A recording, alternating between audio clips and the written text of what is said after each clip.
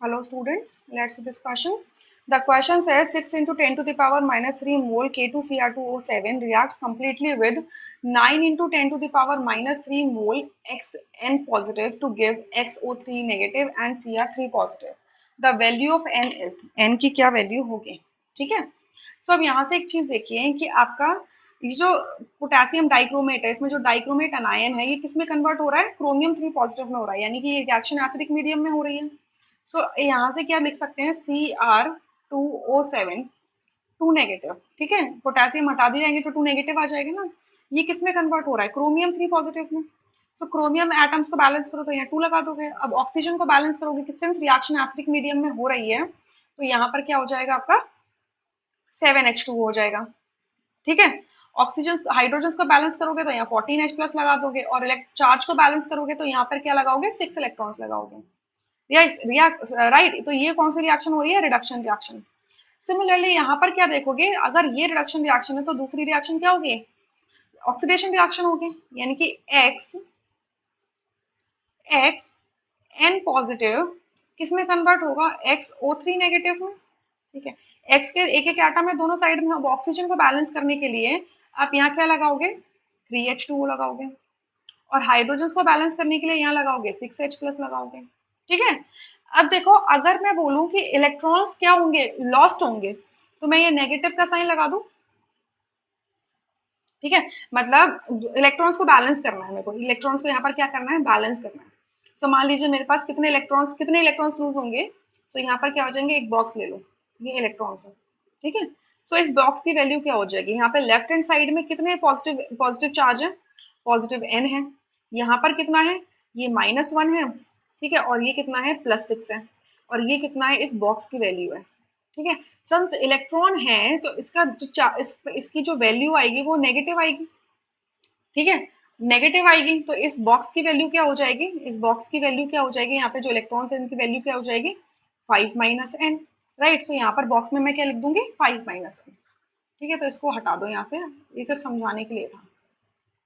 ये हो जाएगा आपका 5 - n। यहाँ पे कितने यहाँ पे कितने इलेक्ट्रॉन्स रिलीज हो जाएंगे, 5 - n इलेक्ट्रॉन्स रिलीज हो जाएंगे, क्लियर, 5 - n। अब देखो ये चीज हम दूसरे तरीके से भी समझा सकते हैं कि अगर ये हम x का एक ऑक्सीडेशन स्टेट मान लें, राइट, x का कुछ ऑक्सीडेशन स्टेट मान लें, तो उसके अकॉर्डिंग भी हम समझा सकते हैं।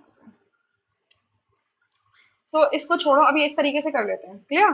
तो अब यहाँ से नंबर ऑफ मोल्स का रेशो क्या है, number of moles of K2Cr2O7, ये कितने दिए, 6 × 10⁻³ and number of moles of Xn positive इसके दिए 9 × 10⁻³ सो इनके मोल्स का रेशो क्या है, n of K2Cr2O7 divided by n Xn positive, ये हो जाएगा 6 × 10⁻³ अपॉन 9 × 10⁻³ तो सॉल्व करके आ जाएगा 2/3, यानी कि आपके 2 मोल आपके किसके होने चाहिए, पोटेशियम डाइक्रोमेट के, एंड 3 मोल किसके होने चाहिए, आपके